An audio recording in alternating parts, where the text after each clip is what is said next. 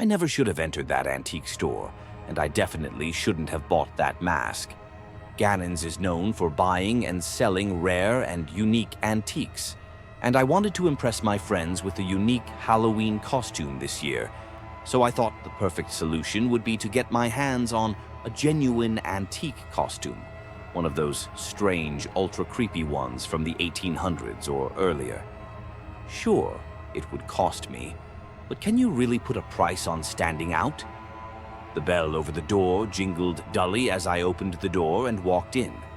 The proprietor and gray, bent-over man with a thick, bushy beard and thick, round-rimmed spectacles, who was 90 if he was a day, casually acknowledged me and went back to the ancient book he was examining.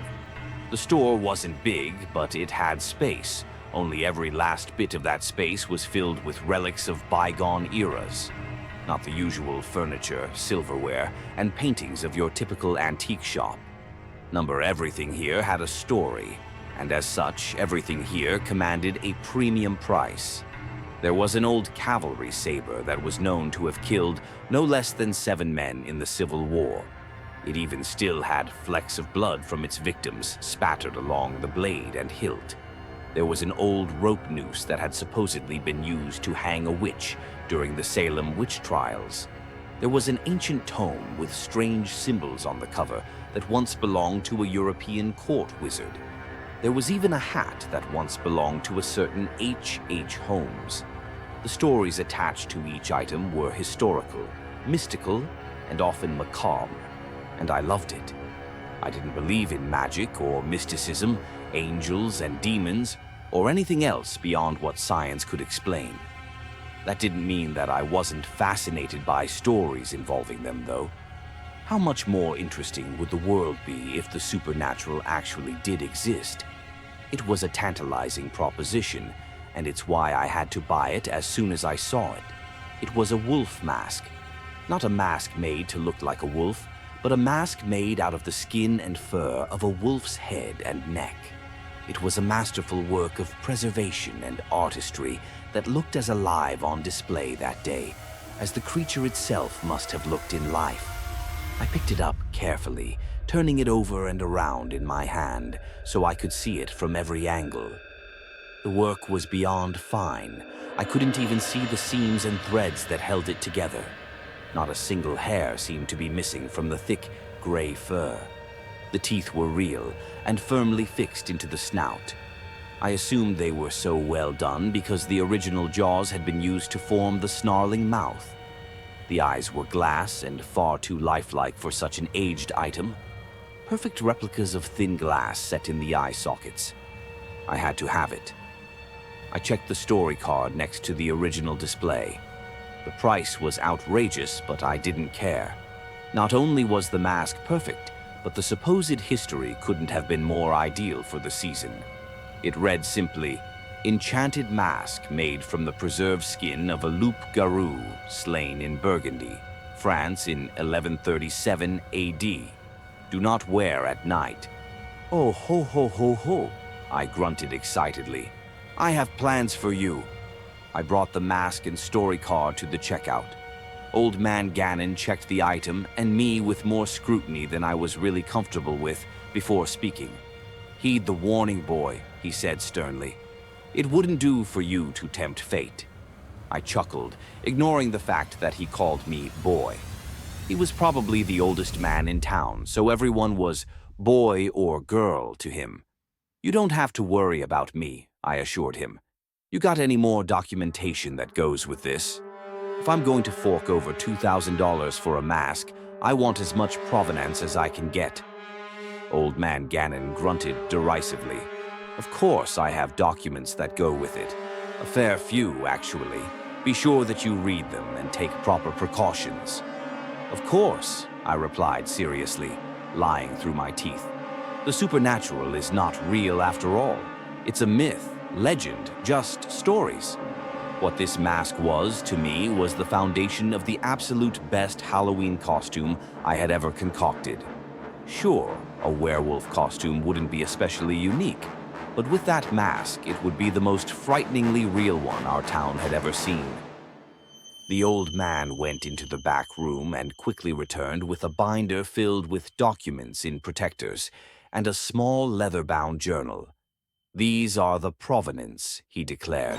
"The journal is of particular interest as it belonged to a previous owner of the mask, a Mr. Archibald Wembley of London, wrote it in the years 1512 through 1514. He went mad after wearing the mask and killed 2 people before he was cut down in the street.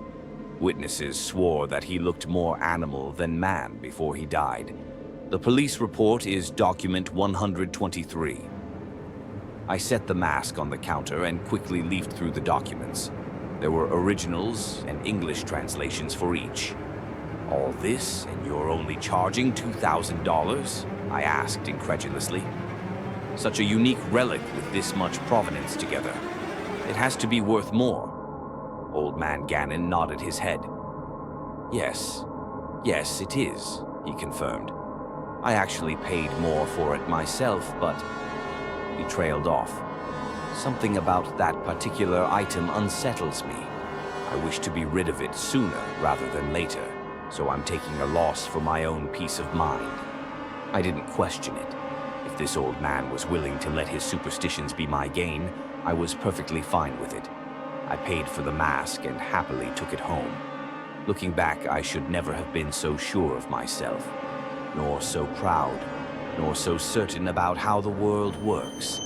The events that followed changed my perspective of the nature of reality itself, and I don't think I'll ever be able to go back to how I was. In my defense, and also to remove any possibility that I can claim ignorance if I get desperate enough, I need to confess that I did read the provenance documents right away. I didn't read them to get any warnings to heed, or as some kind of user manual. I read them to learn the history of my beautiful, terrifyingly creepy wolf mask. Having the story at the tip of my tongue, top-tell at will, would truly be the icing on what I knew would be a most impressive and frightening cake, or rather, costume. The earliest documents were all about the supposed Loup Garou that was terrorizing the Burgundian countryside, and the hunt to put an end to the gruesome string of murders it was blamed for. Document 20 was a notice celebrating that the foul beast had finally been killed and skinned by a visiting huntsman who only asked to be allowed to keep the skin and take it back to him home as his reward. The local ruler, only too happy to get off so cheaply, permitted it. The huntsman wrote that he brought the hide to a supposed witch named Lucia, who lived alone on a mountain named Musla in modern-day Slovakia. He paid her handsomely with instructions to use the hide to create an item of power, one that would make him strong. Apparently, she obliged, making the wolf mask, and he was happy, but it came with a strict set of rules. 1. Never wear the mask at night. 2. Never wear the mask on the day or night of the full moon. 3. Never wear the mask during the autumnal equinox. 4. Always invoke the name of Christ before donning the mask. The man must have been wildly superstitious because he followed the rules religiously. The following documents are filled with fanciful tales of the huntsman performing mighty deeds that led to him earning a minor lordship before retiring to administer his landholdings and eventually dying of old age. What followed after was one document after another that spoke of the mask passing to a new owner who either did not read or chose not to follow the rules, and how each one ultimately went mad, committing a varying number of murders and being either killed during the apprehension or executed for their crimes. It gained a reputation as a cursed item that turned men into mindless beasts and drove them to kill and even cannibalize their victims. "Holy crap!" I exclaimed as I finished reading the last page in the binder. "This is even better than I thought. I wonder what that Wembley guy wrote in his diary."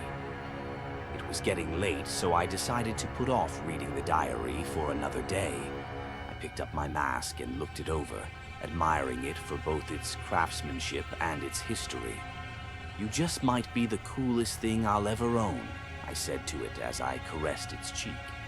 I looked into the glass eyes And maybe it was a trick of the light, or maybe it was the lateness of the hour playing tricks with my mind.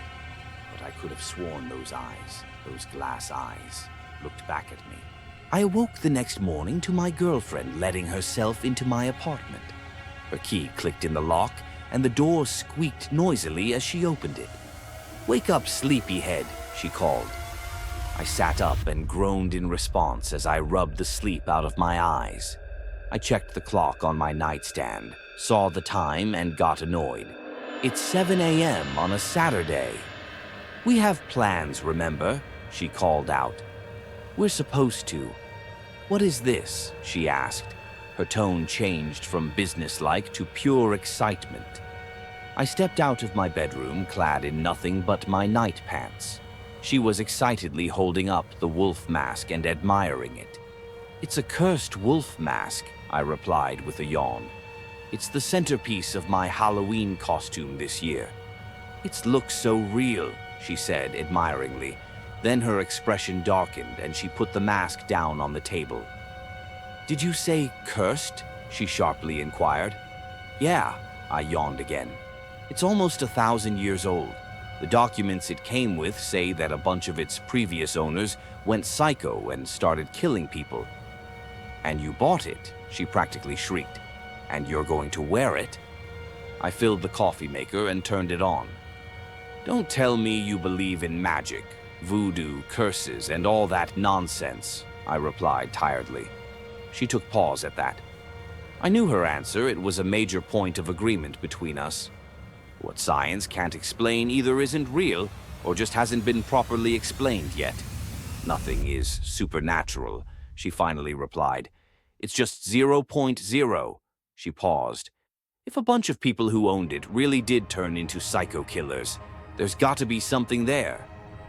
I poured a cup of black coffee from the still brewing pot and took a sip. It was too hot, but I didn't care. "Sure there is," I replied. "Social contagion. People believe it's cursed, so they respond as though it's cursed. It's nothing special." It must have made sense to her because her whole attitude changed again. "Have you tried it on yet?" she asked with a slight smile, her fear replaced with the admiration and curiosity she had when she first laid eyes on the mask. It struck me that I hadn't, so I picked it up, looked my girlfriend in the eyes, said, "Jesus Christ," in a mocking tone, and put it on. It felt perfect, as though it were made just for me. It slipped over my head easily and seemed to snug down to a perfect form fit. It had no odor, and I could see clearly with a full field of view through the glass eyes. "Not until just now," I replied teasingly. "Eek!" she shrieked. "What?" I asked, alarmed, turning my head rapidly to see what had so alarmed her. "The mouth moved when you talked," she squealed. "It moved, and it moved in a perfect match for your words." I cocked my head to the side and looked at her quizzically. "For real?" I asked. "It's moving with my mouth?" "Yes," she said excitedly. "Go see in the mirror." I did. I spoke. "Abracadabra, hocus pocus, jiggity jocus," I said to my reflection. Sure enough, the mouth moved in a lupine imitation of my own mouth movements. The movement were so well synced that I could swear I even saw the lips move, although I knew it to be impossible. I took the mask off and admired it with the fattest grin of all time on my face. "That's amazing," I exclaimed. "That old witch was a real master. I didn't know people even knew how to make a mask's mouth move in the 12th century." "I know, right?" my girlfriend, Tiffany, said with as much excitement as I felt. "You're going to have an amazing Halloween costume this year." I removed the mask, smiled at her, and nodded my head in affirmation. "Just one thing," she said with a hint of confusion. "What's with that thing you said before you put the mask on?" It took me a moment to remember what she was talking about. "Oh," I snapped my fingers as I remembered. "There was a silly little list of rules. I was mocking them." I grabbed the folder of provenance and flipped to the page with the rules on it. "See," I said, pointing at the small passage. "4 ridiculous rules." Tiffany read them quickly and looked at me with a touch of confusion. "People actually believed this crap?" she said incredulously. "I know, right?" I laughed. She laughed with me for a bit, then stopped suddenly and glared at me. "Wait a minute," she said sternly. "How much did you pay for this mask anyway?" The next few days were perfectly ordinary until the 17th. That was the day I finished assembling my costume, and one of 2 full moons in a row this year. I remember bringing home a pair of retro ripped jeans to go with the red plaid flannel shirt, theater prop, quality werewolf gloves complete with a set of long claws tipping the fingers, and other clothing reminiscent of an 80s-era movie, Werewolf. The sun had set hours earlier. I obtained the pants shopping with Tiffany after our dinner date, and I was absolutely thrilled. I couldn't wait to try it all on and see how it went together. It was glorious. I donned the outfit, then slowly, almost ritualistically, lowered the mask over my head to complete the costume. It was like magic in the mirror. I looked myself over and I loved what I saw. I looked like something out of Teen Wolf, only better. Sure, I could have achieved something very much like it far more cheaply. I could have just gone to Spirit Halloween, bought a costume or a rubber mask, and went to Walmart for finishing touches and adjustments and done a satisfactory job for under $200. But that's not what I wanted. I wanted the Riz. I wanted to stand out among all the other costumed partygoers at the fraternity Halloween party. This costume absolutely did it, and I couldn't have been happier.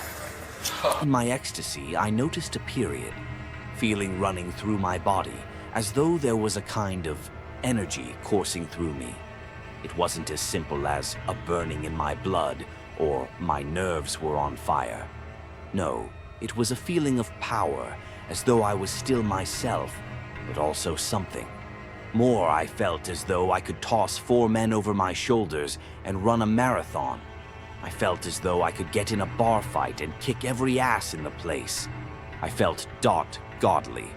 I removed the mask after a few minutes and inspected my outfit without it.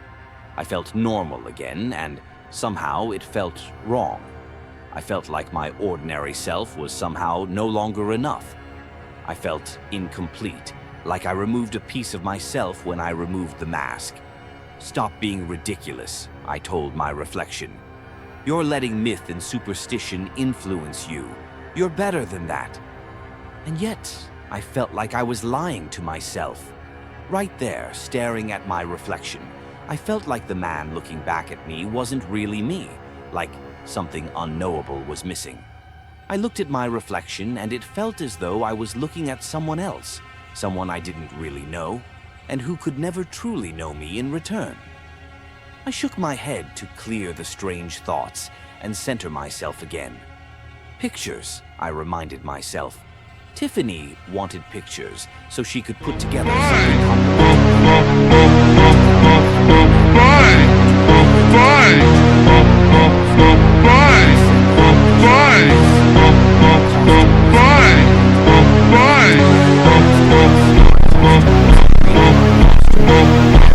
possibly match her costume to mine if I sent her an incomplete photo.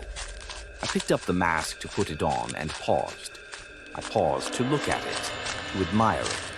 I looked into its lifelike glass eyes. I stroked its fur as though it were a living thing.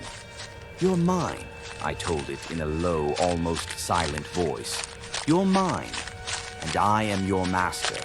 I continued to stare into those perfectly crafted glass eyes, losing myself in them, and wanting nothing in the world so much as I wanted to put that mask on and forget myself.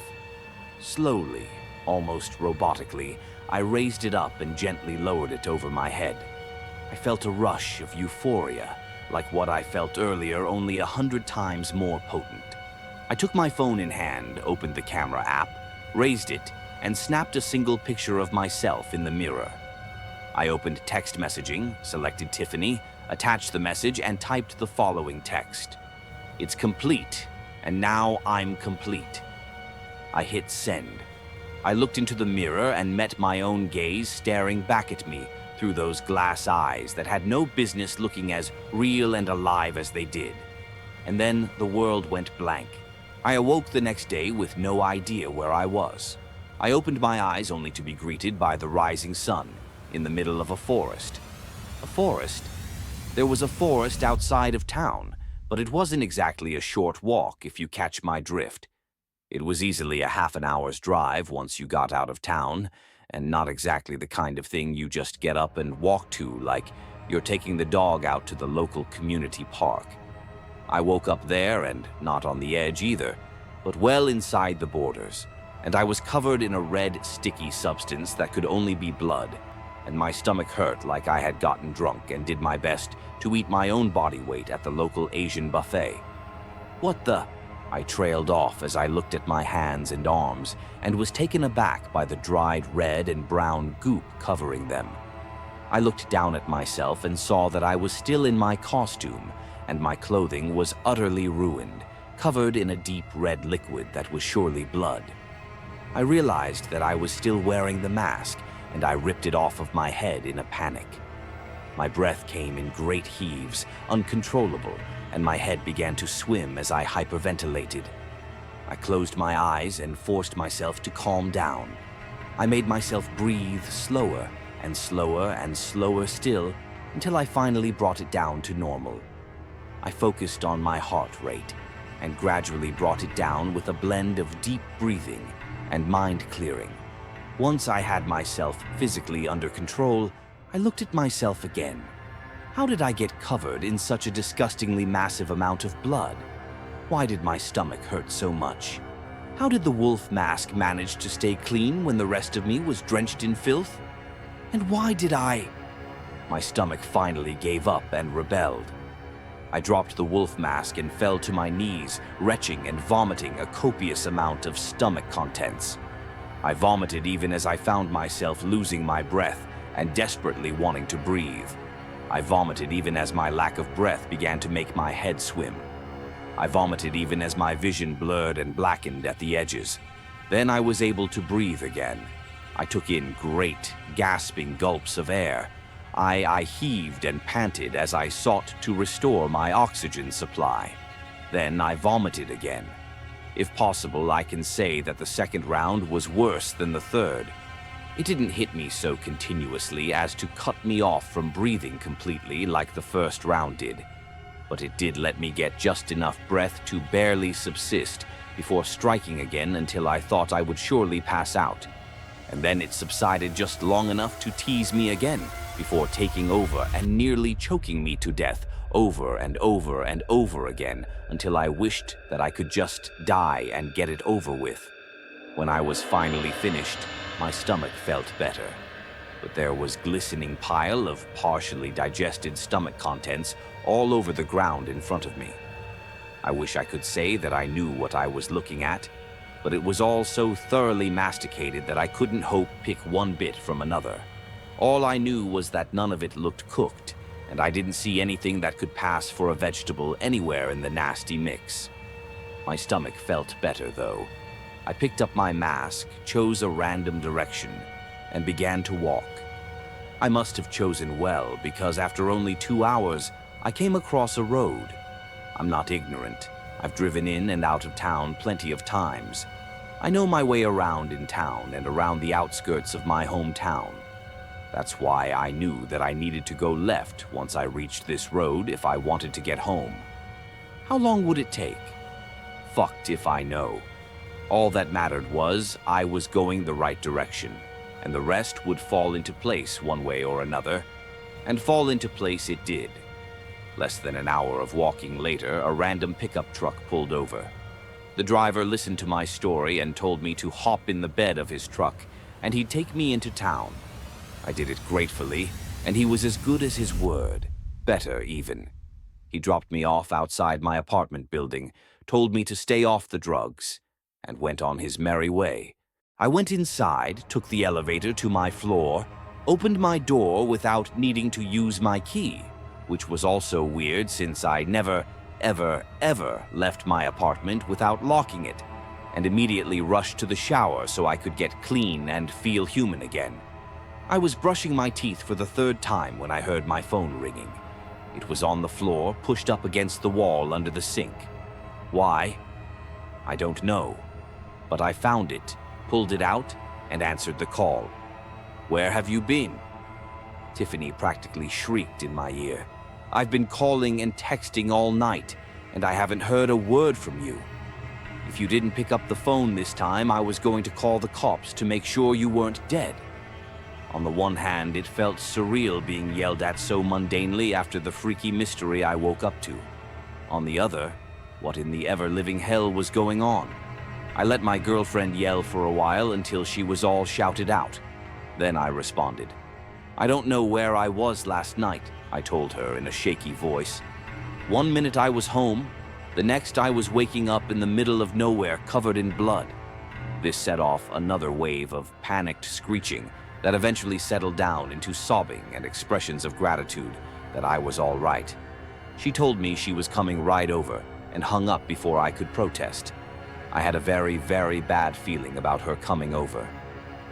It literally took all day to get Tiffany settled down and comfortable with the fact that, in spite of everything, I was all right. I didn't tell her about how my body had violently purged my stomach of an inhuman amount of raw flesh shortly after waking up. I was already washed up, and my bloody costume was in the wash getting as clean as I could hope for it to be. It was actually the laundry that got her settled down. She volunteered to take my costume out of the dryer and was absolutely delighted to see that I had added to it by dyeing in a bunch of red and brown staining. "It actually looks like you ripped something apart and ate it," she said excitedly. "You're so good at making Halloween costumes." "Yeah," I said slowly before trailing off. "I modified it." She didn't give me a chance to finish my words or my thoughts before she jumped me. Perhaps if she hadn't been so excited and relieved that I was safe and healthy, things would have turned out differently. Perhaps if our intimate life wasn't so frequent and vigorous, everything would have turned out differently. As it was, I succumbed to her passion, and we fell asleep in each other's arms for an afternoon nap. I awoke before Tiffany did, and I went to the living room to examine the mask. I felt scared holding it. It felt wrong to put my hands upon that artifact, as though I was touching a power I could not hope to control or comprehend.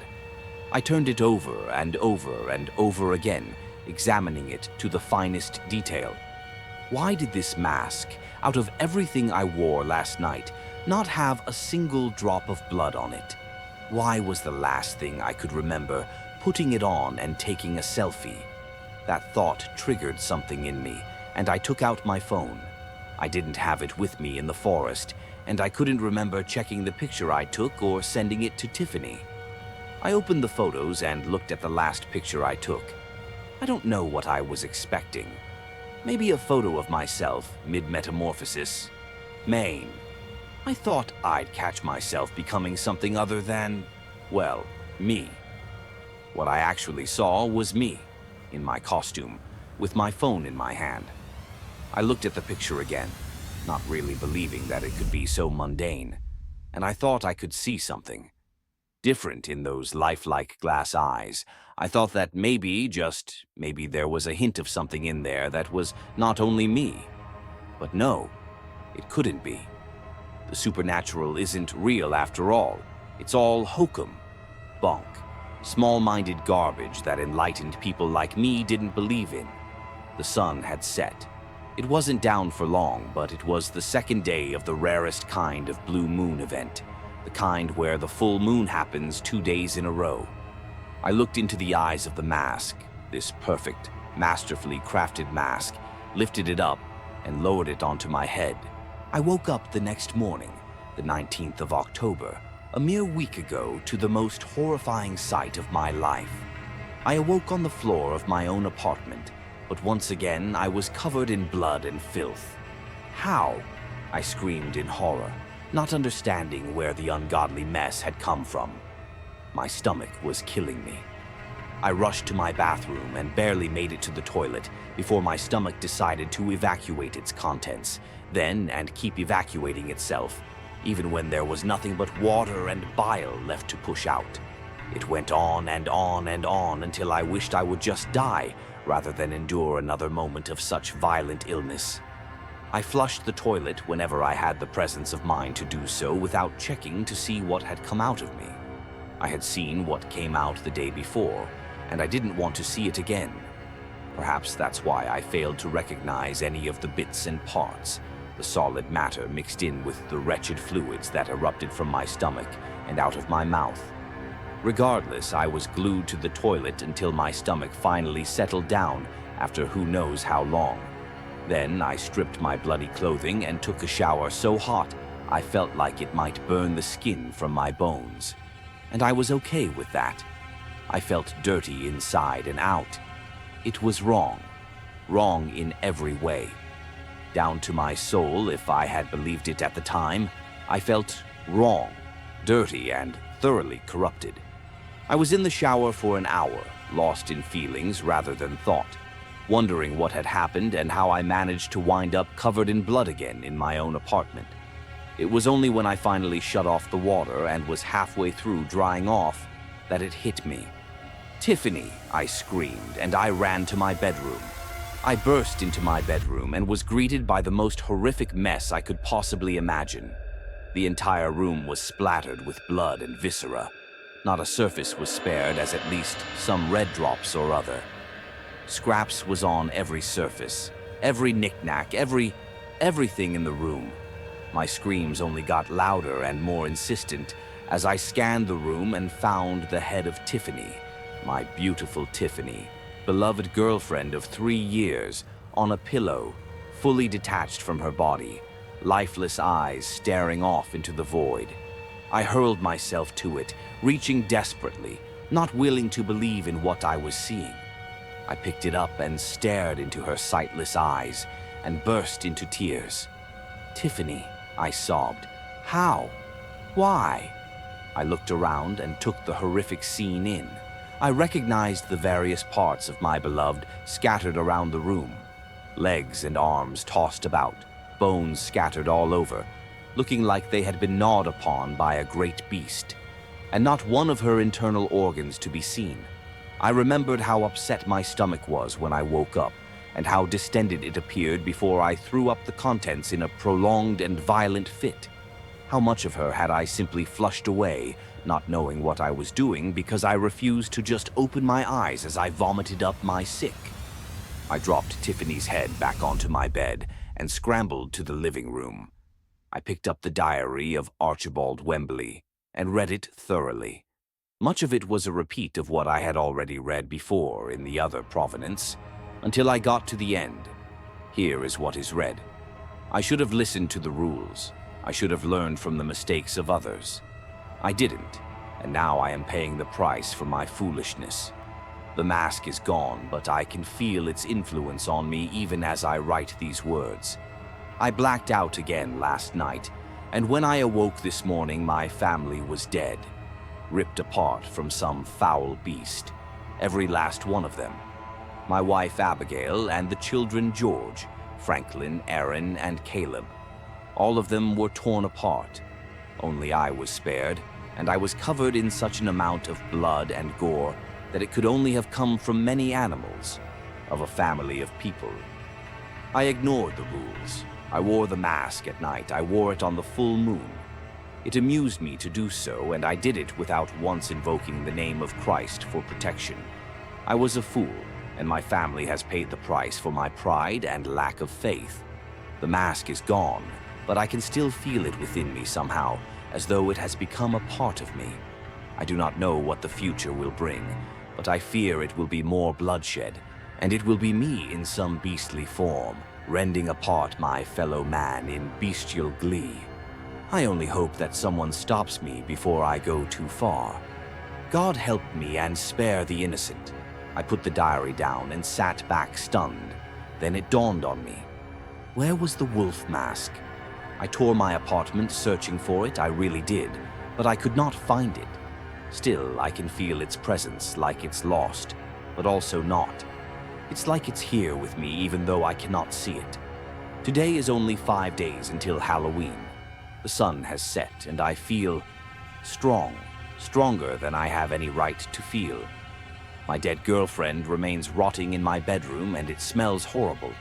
The neighbors are sure to complain soon. I don't understand what's going on, but I do know this. I never should have bought that mask, and once I bought it, I never should have broken the rules. How was I supposed to know it was a real cursed object? There's no science that can explain curses, real, magical curses. Magic isn't real, right? Who am I kidding? I believe in magic. Now, but I came to believe too late. Too late to save my beloved Tiffany, and too late to save myself. I need to flee. I need to get away from here as soon as possible. I can feel the beast inside of me, and it wants to get out. I need to get as far away from people as possible, to disappear and never be seen again. But I'm hungry, and there's a great nightclub not far from here, and the night is young. Perhaps I'll stop in for a bite to eat before I begin my journey.